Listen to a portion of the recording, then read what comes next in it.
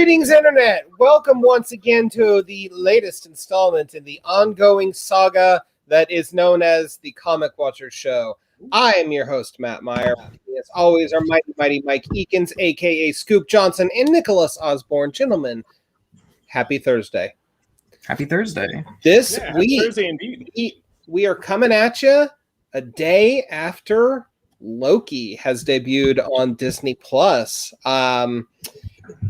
We're just going to deep dive right into it. I will just say any opportunity I get to talk about Papa Walt Simonson's Fantastic Four run, which is what gave us the Time Variance Authority, I am always down for. But first, 2021 Eisner nominations were announced this week. And although it's not the most diverse group in terms of diversity of representation, i.e. it's the white man show this year, there's a lot of books that we just hadn't even heard of, which is pretty cool in a sense because it shines a spotlight on books that might not be getting the attention they deserve otherwise. So we thought we'd kind of run through the nominees and just kind of talk about them a little bit, maybe a little Rochambeau on who we think might win, assuming it's a category where we know who all of the people are. But the first category, and of course you can check the entire list out on comic-watch.com. But first, best writer and artist combo. First up is Junji Ito for Remina, Venus in the Blind Spot from Viz Media. Nick, I'm going to go out on a limb and say this is a manga because it's from Viz. What say you? Yeah, you're not wrong either. I mean, Junji Ito is kind of the master of horror right now. Okay. And, this is kind of another... It's along the lines for me for Sakai and Usagi Yojimbo. It's a given for me, and it's one that has rightfully earned the place as a nominee. Okay. All right. Good to know. Then next we have Pascal Jusseline for Mr. Invincible, local hero from Magnetic Press. Trung Lee Win, The Magic Fish from RH Graphics / Random House Children's Books. Craig Thompson for Ginseng Roots from Uncivilized, and Adrian Tomine, The Loneliness of the Long Distance Cartoonist. And Jean Lun Yang, Dragon Hoops from First Second. I'm going to tell you, I have the feeling, guys, that there's a lot of super qualified, awesome entries here. Dragon Hoops and Jean Lun Yang, probably the one to beat.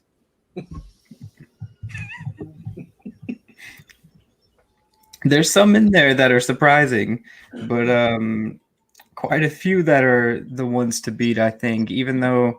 I'm sure we're going to talk about the lack of diversity overall in it. Yeah. But there's some titles in there that I'm glad I'm not making that decision to pick a winner, I guess. Right, but I'm saying from the perspective that like when Dragon Hoops came out, I mean just rave reviews all across the board.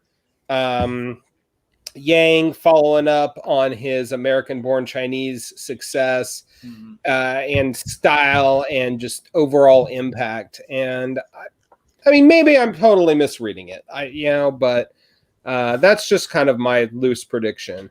Then next, we got Best Single Issue, The Burning Hotels by Thomas Lampion.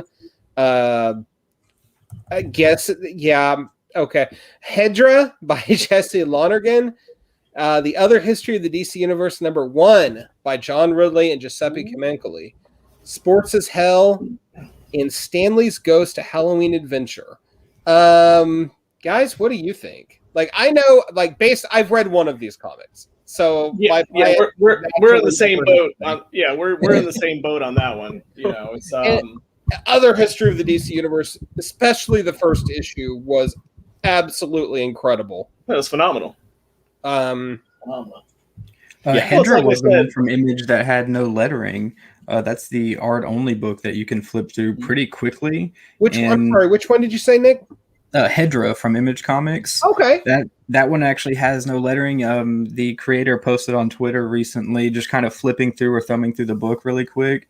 And it's one that I read when it first came out, or followed the story on. And it's an interesting take or usage of the comics medium that I think I understand, why it got put on there, because it's not something that you see all the time. Mm-hmm. But it kind of shows, the adaptability of the comics medium, I think. Right. Oh, definitely. So yeah, I can't really make a prediction on this category. So we shall simply see. Now, best continuing series. This one is a horse race as far as I'm concerned, because we have Bitterroot by David F. Walker, Chuck Brown, Sanford Green, of course, from Image. Daredevil by Chip Zdarsky.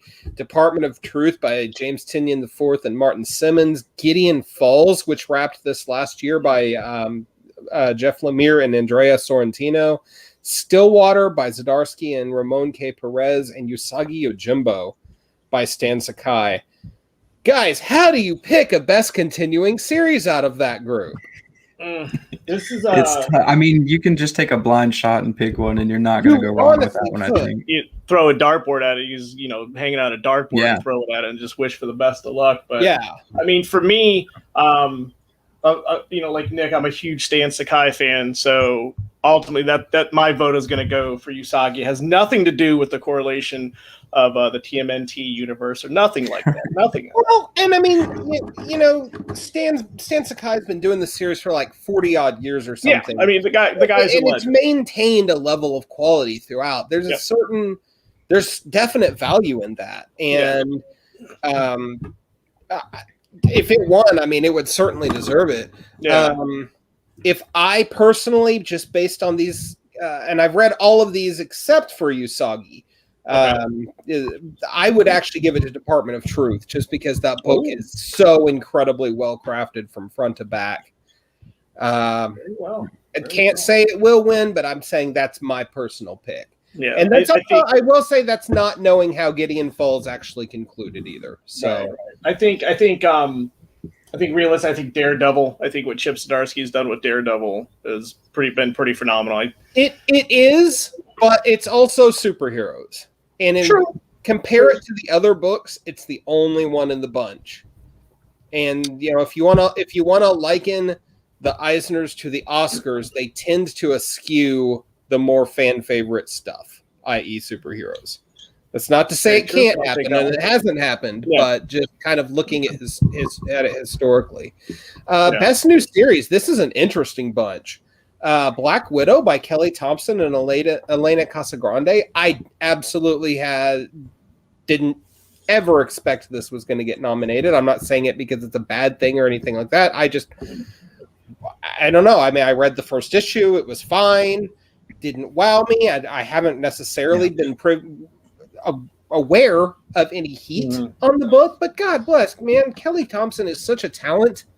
It doesn't shock me that it's in this series. We also have Crossover by Donnie Cates and Jeff Shaw. Hey. Department of Truth by Tynion and Simmons, of course. Philadelphia, horror book by Rodney Barnes and Jason Sean Alexander. I have a feeling Nick is probably pulling for that one. Absolutely. Who's not pulling for Philadelphia? Jason Sean Alexander left Spawn and started up this book. So it's a kind of a touchy subject for me, because I was so sad to see them leave Spawn, but then going to a new vampire horror book. So I was like, okay, it stings a little less. And I think that is continuing today, because it's totally earned that nomination. Such a fantastic book. Yeah. Excellent. Truly, in the last new series, We Only Find Them When They're Dead, from Al Ewing and Simone DeMeo. Also good. I have really mixed feelings about this book. Like, on an artistic, just completely emotionally neutral level, it's phenomenal. But at the same time, it's not grabbing me on that emotional gut punch level. I'm not really invested in the characters. I think for me personally, this is going to be one that I will have to go back and reread the whole thing after it wraps up at issue 15. Yeah, that makes a lot of sense. I think really, like, Al Ewing is always great, but for this series particular, Simone DeMeo is kind of the star. It's all about the artwork on that series, and it's just fantastic. Yes, definitely. Best limited series, we have Barbalian, Red Planet by Jeff Lemire, Tate Bromball, and Gabriel Hernandez Walta from Dark Horse. Decorum by Jonathan Hickman Hickman, damn it, Hickman and Mike Huddleston from Image. Far Sector from N.K. Jemisin and Jamal Campbell. Strange Adventures by Tom King, Mitch Gerads, and Evan Doc Shaner. DC's Black Label, of course. This is one that kind of surprised me. Superman's pal Jimmy Olsen by Fractional and Lieber. And We Live, bit of a dark horse candidate, pardon the wordplay, from Inaki Miranda and Roy Miranda from Aftershock. I picked up the first issue of We Live, and it is one of the most visually sumptuous books I've seen in a very, very long time. I really want to grab the trade when it comes out and check it out. But some pretty worthy candidates here. I kind of think Far Sector is the standout in my opinion. Oh, absolutely. I think Far Sector, for me, I'm kind of torn between Far Sector and Strange Adventures. Like, for Strange Adventures, for me, started out good, then it kind of flatlined a little bit, then it picked up a little bit, you know? Yeah. So I'm really enjoying it. Far Sector is just awesome. Well, Strange Adventures has that bifurcated storytelling. Yeah. Between present and past. That's a really interesting contrast. And it's Tom King back in limited series mode, which I think way better is where he excels at. Like, give this man a beginning, middle, and end to work with in a limited space, and he's a rock star. Oh, absolutely. Except for Heroes in Crisis. And not again. Yes, I couldn't get into it without bringing that up. But Decorum, I don't know. I read the first issue. I mean, it's fine, but it kind of is like, well, I've read Jonathan Hickman before. This didn't strike me as anything new for him. And Superman's pal Jimmy Olsen just did not work for me as a reader, but I would understand why somebody would like it. Sold well, though. I know around the shops around here, it was really surprising in a lot of ways. And a Barbalian Red Planet, I don't know a thing about it. Nick, are you familiar with that one at all? I mean, it's Lemire. I'm sure it's great, but I just, there's only so many comics I can read. Yeah, Barbalian, I think, spins out of the Black Hammer stuff, if I'm not mistaken. Oh, okay. That's right. Good call on that one. Good catch. Yeah, and I think it's something that, Lemire is on here quite a few times and is actually having a bit of a moment for the industry, especially with Sweet Tooth hitting Netflix. Yeah. Got some Eisner nominations happening. So, good time to be a Lemire fan. Speaking of repeat candidates, you also got Tinian on here several times. So he's having a year too. Yeah. So, and I'm not so surprised by that one because it's hard to talk about some of the best books in the industry right now without bringing that name up. Absolutely. I mean, from mainstream stuff to indie stuff, that name comes up. So great job, but also too many of these givens, not enough deep cuts for me. And I think that's where really a lot of the issues are going. And that's where we see, in Best Writer, where it's kind of the white men's club. Tanyan, I think, is bi, so there's some queer representation there, which is always great. You got N.K. Jemisin coming through with Far Sector in the limited series, which is great. But there's so many of these categories that we're going through where I'm like, really? Like, that's what we're going to? I understand why they're chosen, but, not to be too down on it, it just feels a bit generic. Like, especially after the last year's nominations that we saw, that we thought we could notice a trend happening where maybe some more diversity was going to be standard in these nominations. And this year it almost feels like a bit of backpedaling. And that's not to say a lot of these creators or most of them don't deserve it. It's just a different look than what we saw last year. Yeah. I can understand that. And I'll also say, man, we're coming out of a weird ass year for the industry. Right. It actually kind of makes sense that the Eisner nominations would be weird too. Yeah. If you look at it from that, but you're absolutely right in the lack of diversity. I mean, what hadn't been that many years since #Oscars so white, and I mean, look, Eisner's. If you're going to be the comic book equivalent of the Oscars, you need to be a little more woke than that. So there's a burden of responsibility for these awards to not, pat the same people on the back. Yeah. And I don't think that's, exactly what's happening here, but it feels like it, it just feels like these are not the most creative or interesting choices that I would have expected. I'd be very interested to get like a sneak peek behind the scenes to see like who all was considered for these categories. You know, like we can speak from our own little like watchies that we've done for 3 years. Right. Comic Watch, where like 7 people of our group voted, and even it's nearly impossible to get people of a creative bent all on the same page. It is. I nominate their favorite thing that they love. And it's like, come on, guys, we need to and maybe tighten this up a little bit. And maybe that's what we're seeing a little bit, because I mean, if you look, and once again, I don't have a comic, so don't take this the wrong way, but you look at like, especially like the best writer, that list is a who's who, but it's an easy list. It's kind of like there's no deep cuts. That's a really good point. Right. And so, I mean, let's just shout that list out real quick. You've got Ed Brubaker, Matt Fraction, Jonathan Hickman, Jeff Lemire, Tinian IV, and Chip Zdarsky. Love them all. It is low hanging fruit. Absolutely. And I'll also say that it's a little bit cheap to put Brubaker on here, considering how little his output was this year. You know, he Especially did the Friday one shot for Panel Syndicate and 2 pulp hardcovers. That's it. Like, come on. And meanwhile, you've got Ram V taking over Justice League Dark. Like, there's this is the second year in a row Ram V has not gotten nominated, when it's almost absurd that it hasn't happened he's yet. Everywhere. He's everywhere on your shelves right now. Right, the output that Ram V has had compared to somebody like Brubaker, it just blows my mind that somebody like that is not getting this nomination from just like Tinian IV in mainstream to indie comics. Ram V's right there doing everything.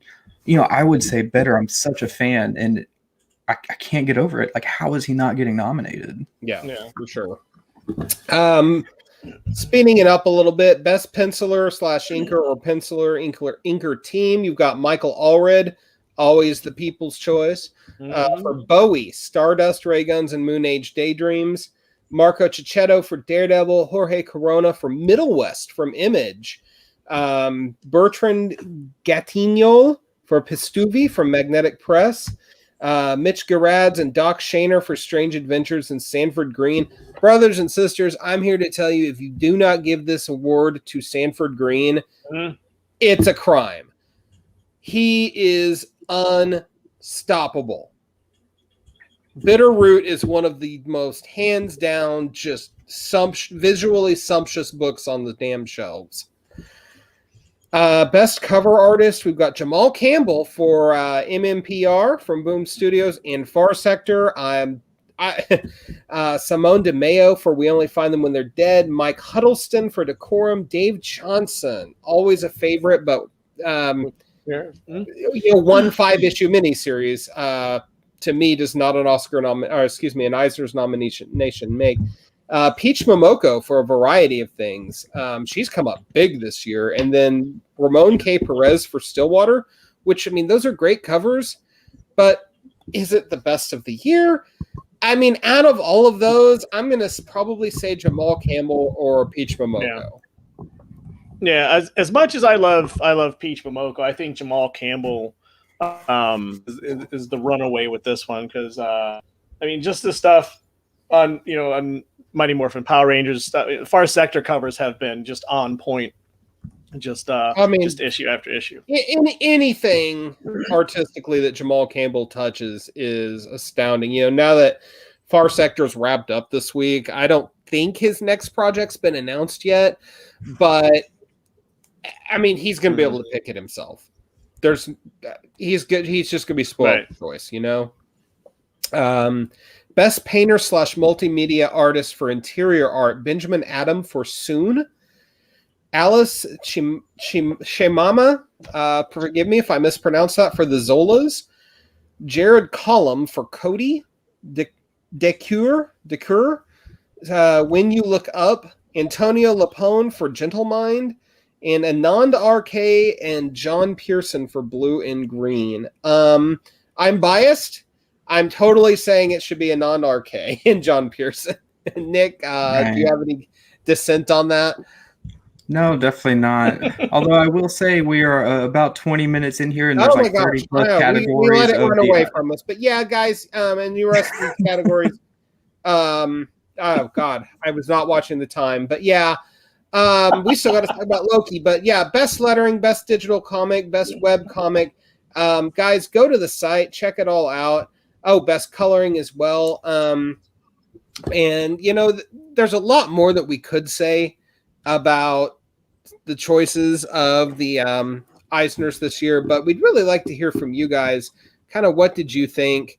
And just let us know. We can touch back on it on the next episode or just a future episode in general. But Like I'm sure we'll come back around whenever the winners are announced. Maybe we can do a full that's actually a episode on really it. good idea, Nick. I like that a lot because then we can kind of Yeah. revisit some of our gripes, some of our forecasts or predictions, and with a little more authority. So let's talk about Loki, Laufey-san, on Disney Plus from Marvel Studios. Just started yesterday. Tom Hiddleston, of course, as the titular lead. Owen Wilson also starring in it. This story, if you've been living under a rock, this story picks up from the plot thread left over from Avengers Endgame, where the Loki of 2012 diverged from the timeline by escaping Avengers Avengers custody and disappearing with a Tesseract / Cosmic Cube. And this is what happens after. So Loki gets picked up by the Time Variance Authority for the crime of causing damage to the sacred timeline, as they put it. It's a good show.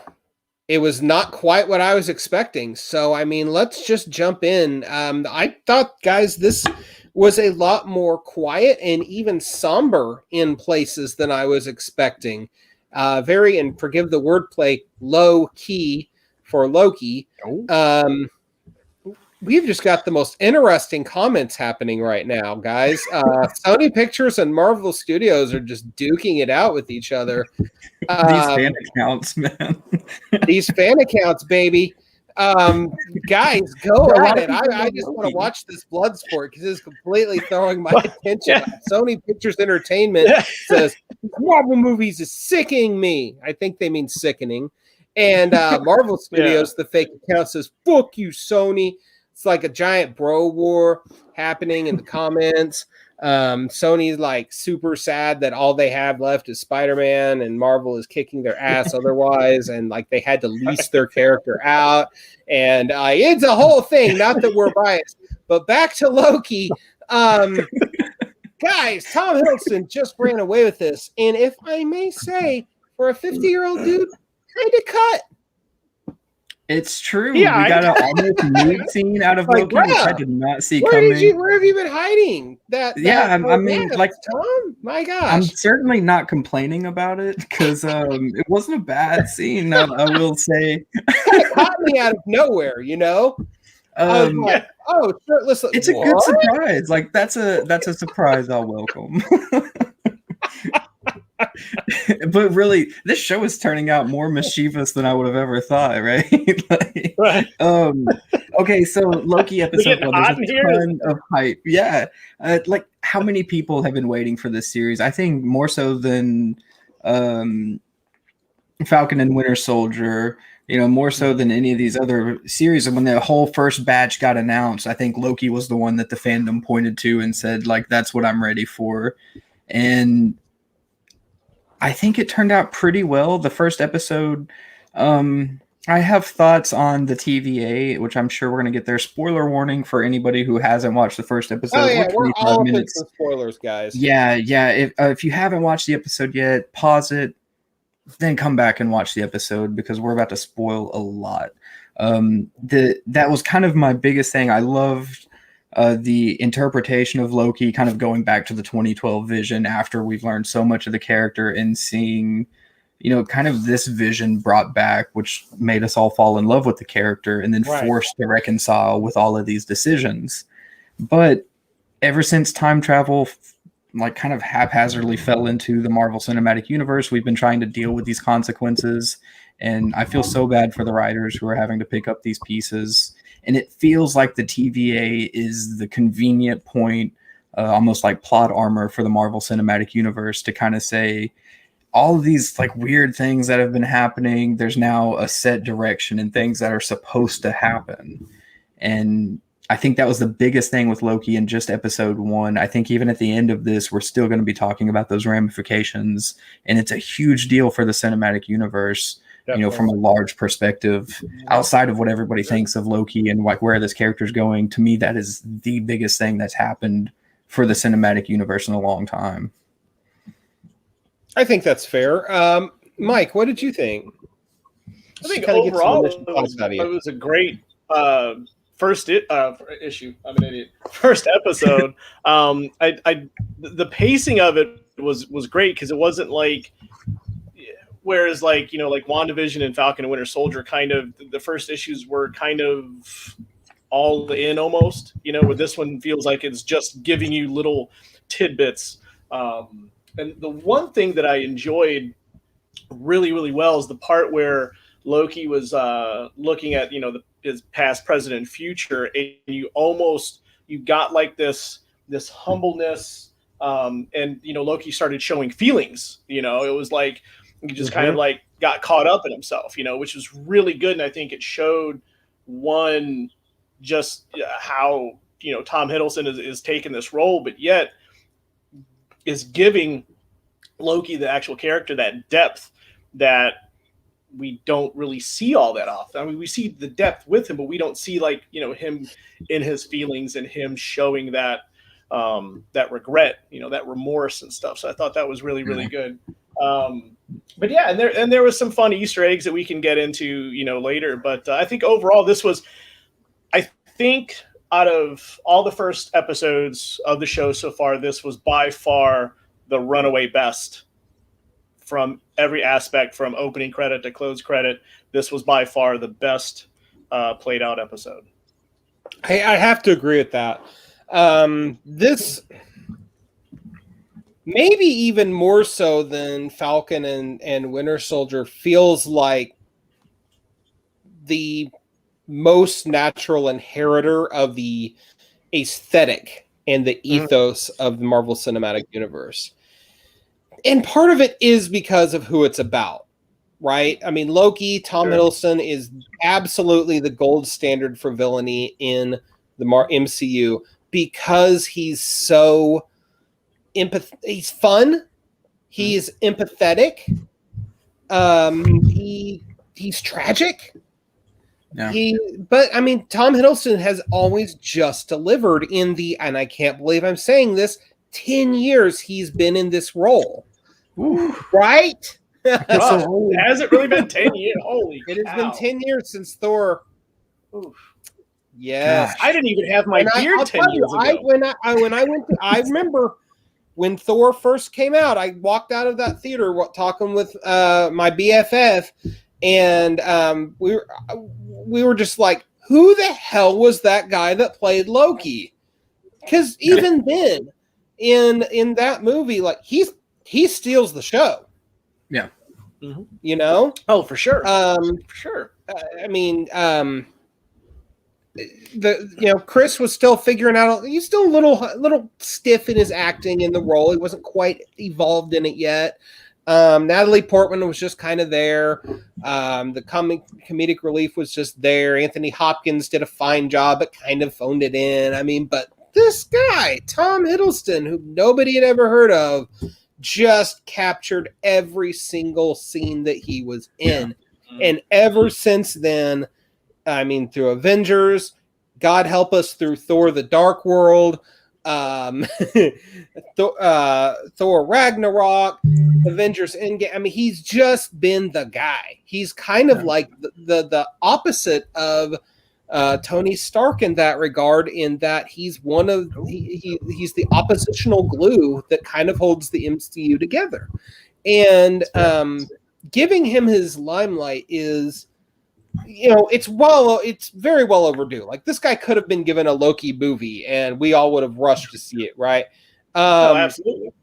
And but instead he's getting 6 50-minute episodes instead, and that's just fantastic because it gives us that much more to work with. But like you were saying, Mike, it gives us so much more depth.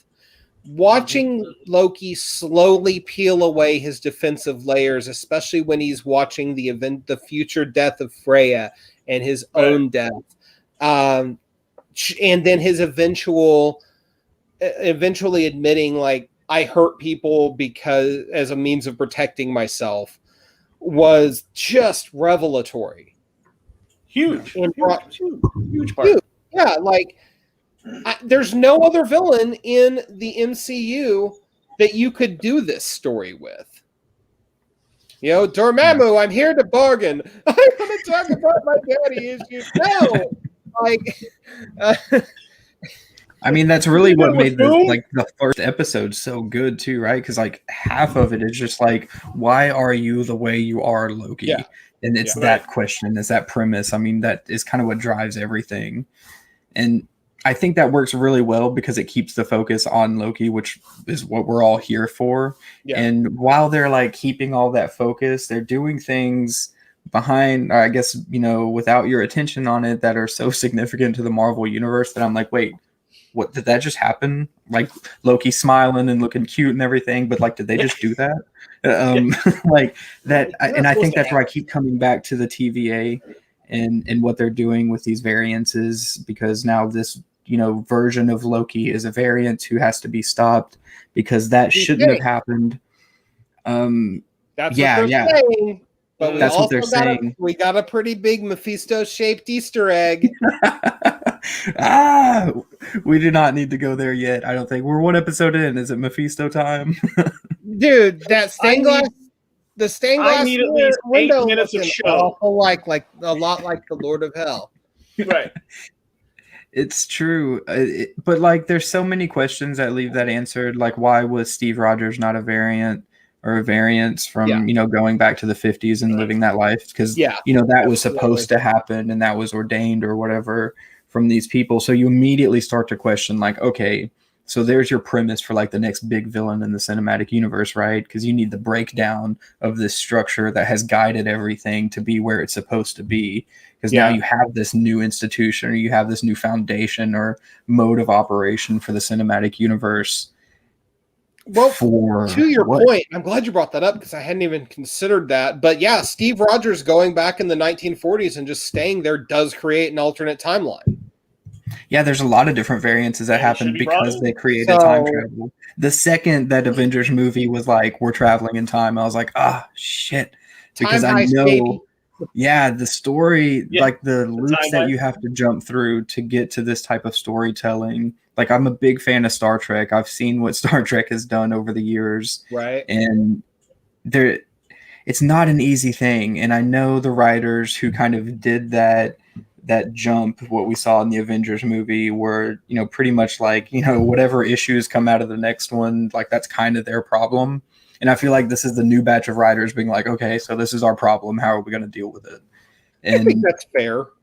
It's great to have Loki as the figurehead because it's great to get your attention on and kind of distract you from all of those gears turning of like setting up this operation for the cinematic universe.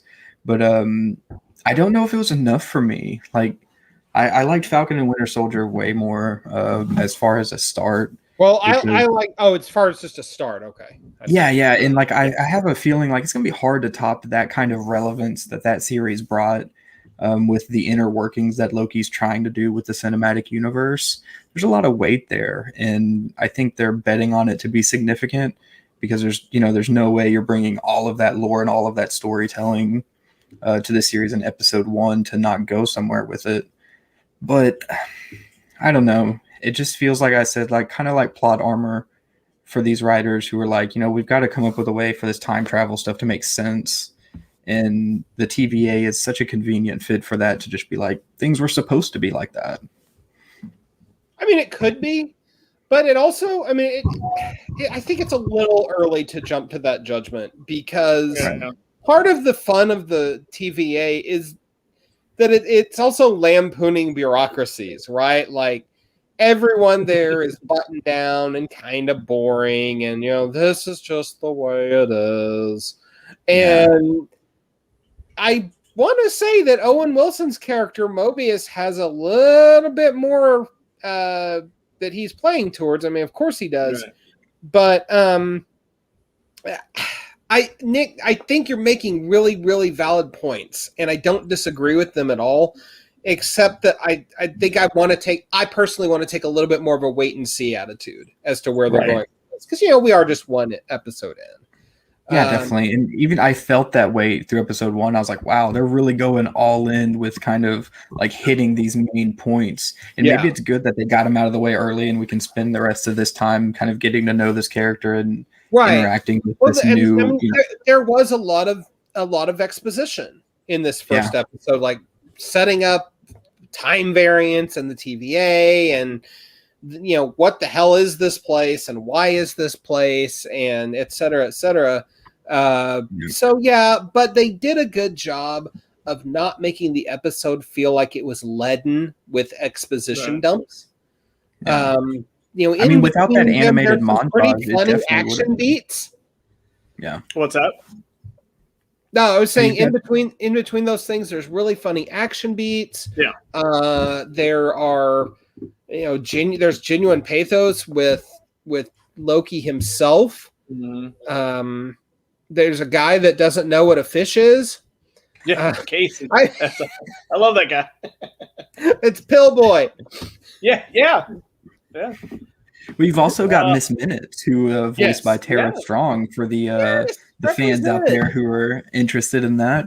But I thought that was a pretty significant one. Like anytime there's an animated like montage to like catch you up on the lore that's happening, it's going to be important. And especially if Marvel does it, because how many times have they done something like that? It felt like Jurassic Park when they're explaining how they extracted DNA.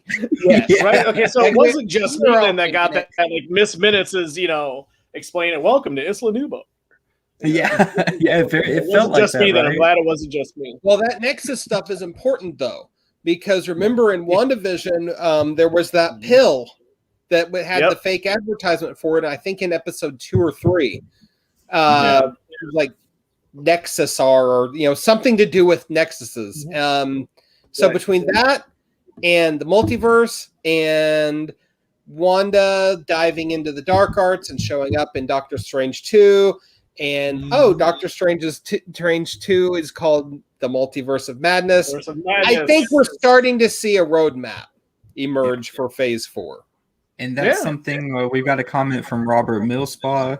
I'm going to throw it up here. I like the way they hint at the multiverse. We're not bombarded with information overload right away. Yeah, and I think I agree. I think they're moving that direction to where we can explore what a multiverse looks like for Marvel, in theaters or on screen. And I think that's a good direction. And maybe you need something like the TVA to get to that point, so that you can have, Loki sitting there with the Tesseract being like, this is just a paperweight. Yes. You kind of need that moment of reflection of like, what is this hierarchy of power, that they're going to explore. And, maybe it is a good thing that we do that in episode 1 and it just starts like that. But interested to see where it goes, right? Yeah. Oh, I thought you were starting to say something, Mike. No, I was actually gonna. No. I was getting ready to say exactly what Nick was saying. I mean, it's good that they started, like this, because I mean, I think sometimes we forget that these shows, these movies, aren't necessarily geared towards folks like us. We might want to think they are, but in the big grand scheme of things. They got to appeal to us and they got to appeal to everyone else. So I think what they're doing now, I think is perfect at this speed, because it eases folks in. Because folks don't want to go back. They don't want to read, 30 and 40-year-old stuff like that to kind of catch up. They kind of want to just get some information and be entertained. What? Oh, Nick's going to tell me I'm wrong. I think, to that point, I'm always fascinated by this because it's something that we see in the comics community a lot. Like, the biggest barrier to entry is the fact that, if you want to pick up Captain America, you need to read 50 years worth of, history on Captain America. Yeah. And we're getting to that point for the Marvel Cinematic Universe where it's like, oh, you don't know what's happening in Loki? Okay, here's 10 years worth of movies. You'll get caught up soon. Well, And, they do a really good job in this episode of giving you the information you need to know. In order we hear that a lot with like first issues, especially now. It's like, with this reboot, all you really need to know is that like Loki's a bad guy, betrayed the Avengers and got to this point. But really, a lot of the storytelling beats and character cues, you're going to miss out completely if you're not in touch with where this character has been and the journey they've been on. And it is accessible, but like, could you imagine just like never experiencing the Marvel Cinematic Universe and then sitting down to Loki? It would be a pretty insane experience, I think, to try to like grasp all of that as a whole phase of Marvel and then where they're at now. It would almost be jarring. I couldn't imagine a series doing that, like a comic, and all of us saying that it's accessible. I think there's truth to that, but I also think Marvel has enough cash in the bank that they can roll this particular dice because they know that, they've got bazillions of people that have already watched their stuff from most recent. DC, like, that barrier to entry isn't so significant as it is with comics because they know the vast majority of audiences have already seen all of this stuff, and now these series are capitalizing on that. And I think the movies haven't really done so as deeply, but I've said the same thing, with WandaVision. Like, I couldn't imagine just jumping into that series because it's a mystery, but that would be rough. That would be a rough series to just jump. That would have been a rough one. Yeah, and I think you can get a little bit more enjoyment out of Falcon and the Winter Soldier. Yeah, but still, with those character beats, you're not going to get anything about like the development of these characters if you're not bringing that outside knowledge of what happened to them before. And Loki's falling into that too, but I'm surprised like nobody really talks about it because everybody's caught up. It's not an issue on anybody's mind. And kudos to Marvel for doing that. So now you get ultra creative stuff like Loki. Well, and so also to that end, I mean, the fact that they're dropping him in a brand new setting in a brand new set of circumstances is in and of itself inviting to new fans. Right. You don't have to have seen the last 21 Marvel movies to know what the hell a time the TVA is. It's just this new thing. Do you happen to know? I still don't know what they are, and I've watched it all. Hell yeah. Go to the wiki page.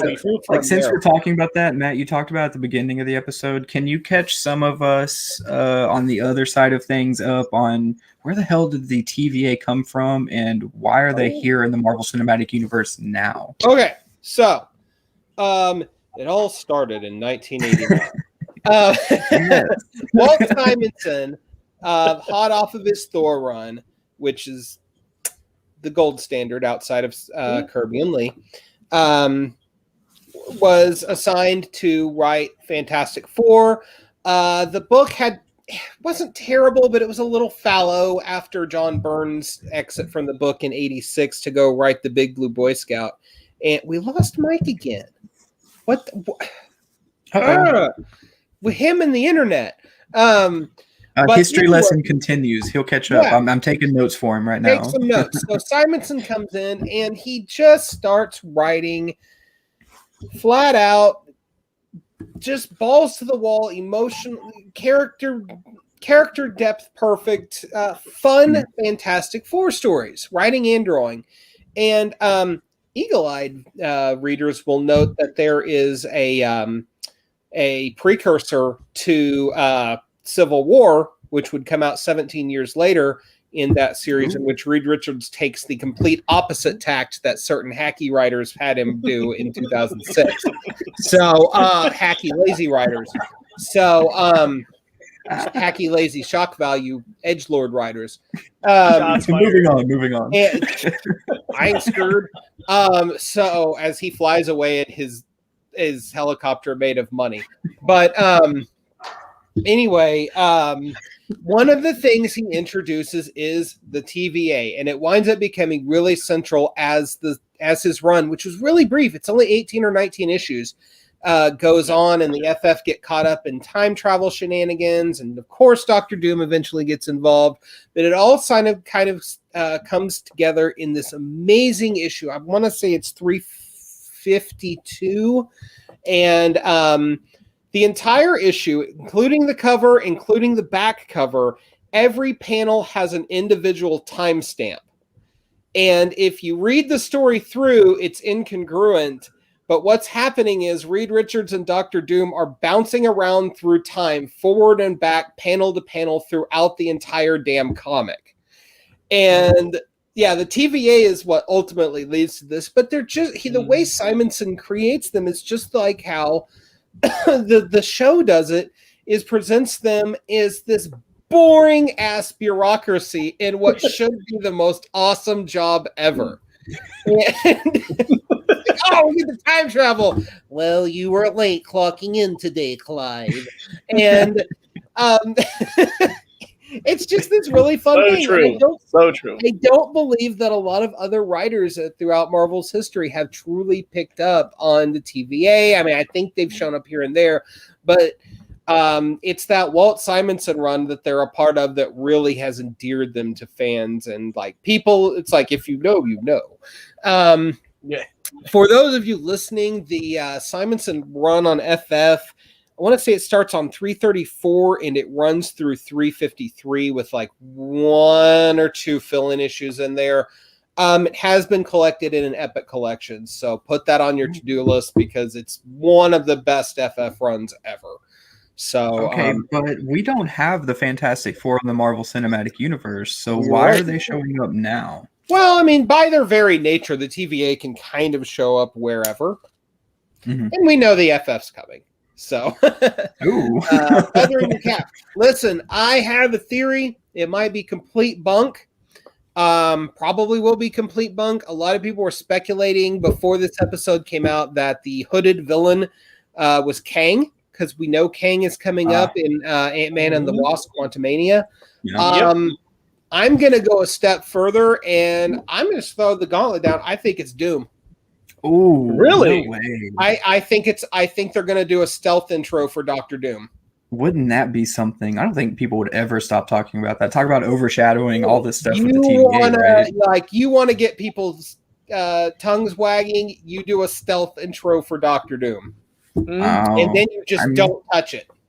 Okay, so yeah, for people, spoiler alert, but the episode 1 ends in basically fire with the silhouette of a hooded person who I guess is going to cause trouble for Loki at some point in the future. And you know what? We've been wrong before, or I've been wrong before. You guys haven't. But in my predictions on these sort of things, I could be completely wrong. But wouldn't that be awesome? Wouldn't it though? The stealth intro, like in the last 30 seconds of episode 6. Holy shit! This guy was Dr. Doom. Yeah, the internet would explode. You know how many TVs would have like shoes thrown at him at that point? That's the kind of thing Marvel does, though. It's true. Like, I'm not gonna lie. When I saw it happening, like I thought for sure, okay, this is another Loki variant.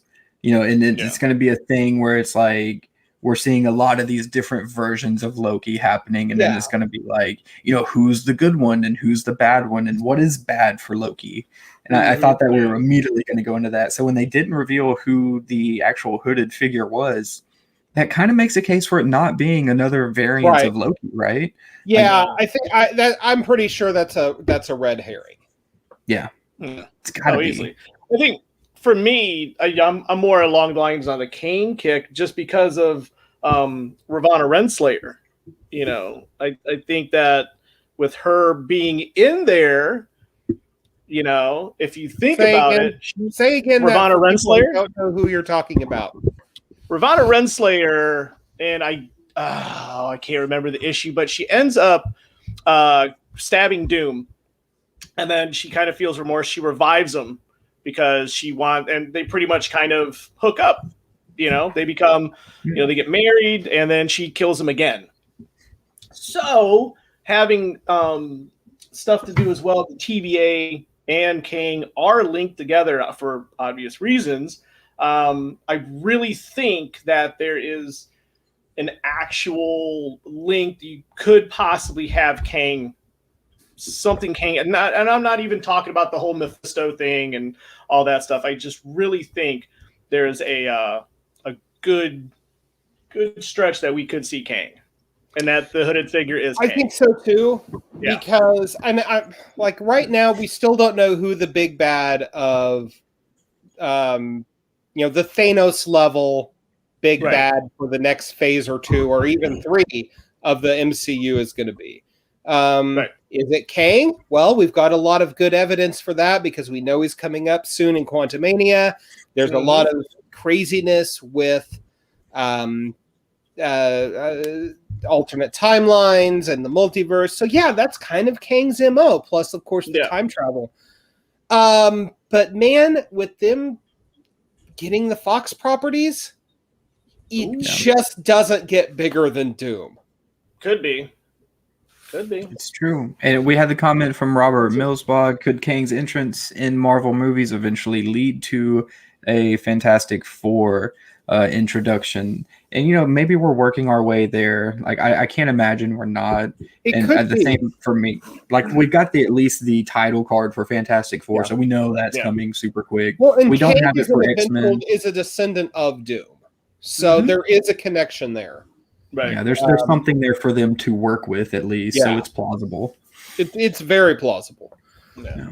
But that's kind of what we're also hyped about this hooded dude, and we haven't even talked about Mephisto yet. Like the devil was right there on the stained glass window, looking very, very, very like a John Buscema drawing. Like another season of this, I guess, where's Mephisto? Well, and, now I just want Marvel to get it out of the way so my social media feed looks different. Right. Well, and I mean, even bigger than Mephisto is we haven't even talked about Casey and his drawer full of Infinity Stones. No, those are paperweights. Yeah, those are just paperweights, But I don't know, I could see the Doom thing, but I would probably be a little more shocked if, I don't think we'll get, Ravana's, backstory, or time with the TVA before she became a judge and stuff like that. I don't even know if she would be that relevant for the show, but I wouldn't even, I wasn't even thinking Doom, Matt, until you said something, and I'm like, well, shit, that actually makes sense too. Yeah, throw him in the pool.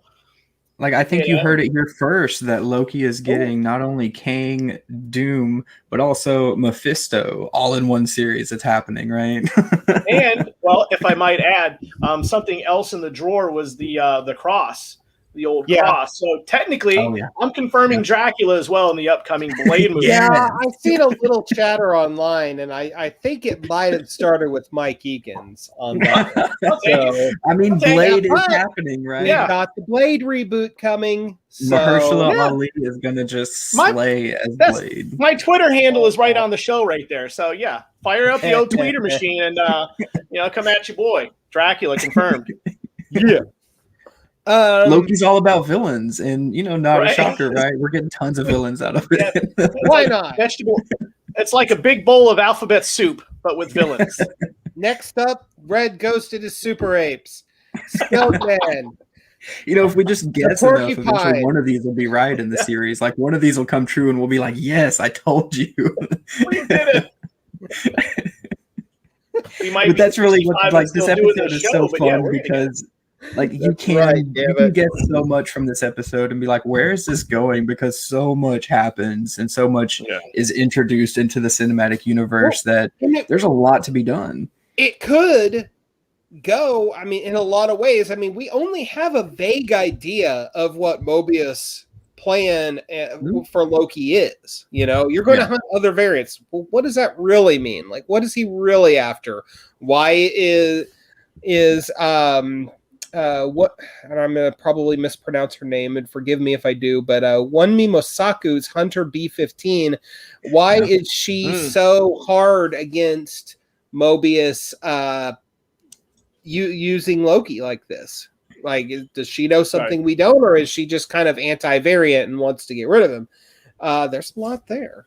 And same with Mobius. Like, what does he know that is pushing him to want to understand Loki more? A lot of these questions are happening, and I think that's where we'll have a lot of fun. And I think that's where the distraction is, so that they can pull the strings on the greater Marvel Cinematic Universe while we're all worried about who this hooded figure is. Yeah, most definitely. And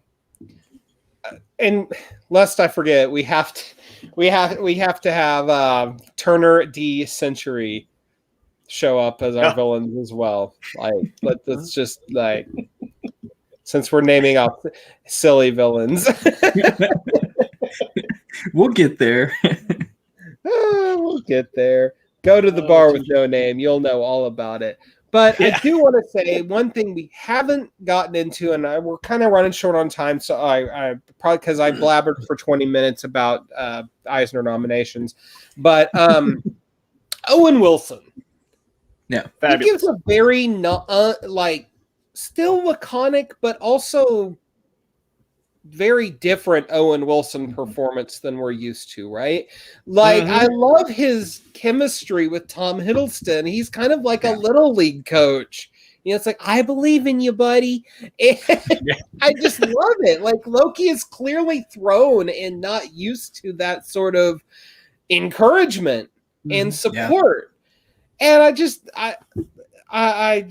I really like Silver Fox Owen Wilson with the mustache.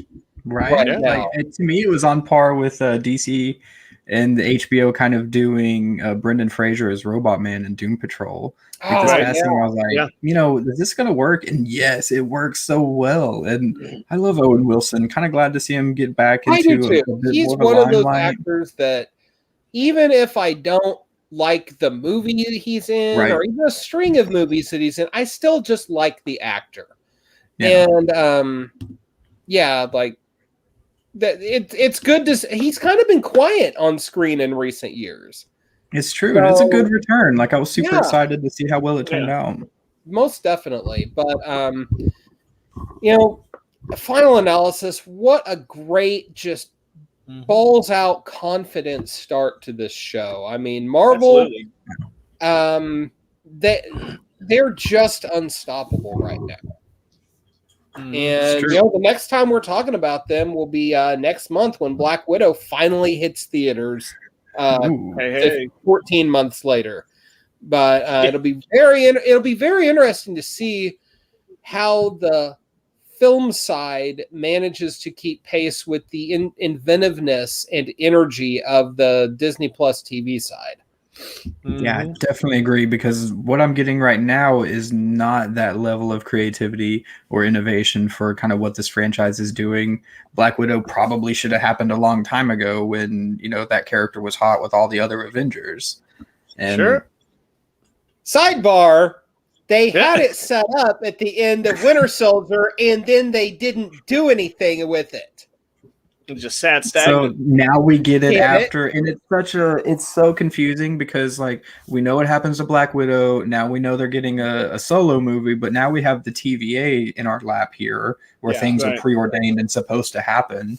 I have no idea where this movie's going, but it could look like they dropped the ball pretty bad if they're not kind of keeping up to pace with these series and that ingenuity for the storytelling. Well, that if you think things are getting funky now, wait till the Eternals come out. Yeah. Right. Yeah, that trailer dropped a week or so ago. And I feel like Black Widow has kind of got an uphill battle. And it's a great character and great cast involved, but that storyline, like, it better be on point. Yeah, absolutely. Most definitely. So that is it for us this week. Go watch Loki. Because it's awesome, and Tom Hiddleston is god tier status, and damn it, we just love the MCU so much. So until next time, I'm Matt, this is Mike, and that's Nick. Thank you guys so much for hanging out with us. We will see you next week. Until then, support your local comic book store, read something cool, and above all, be kind to each other. Thank you so much. Till next time.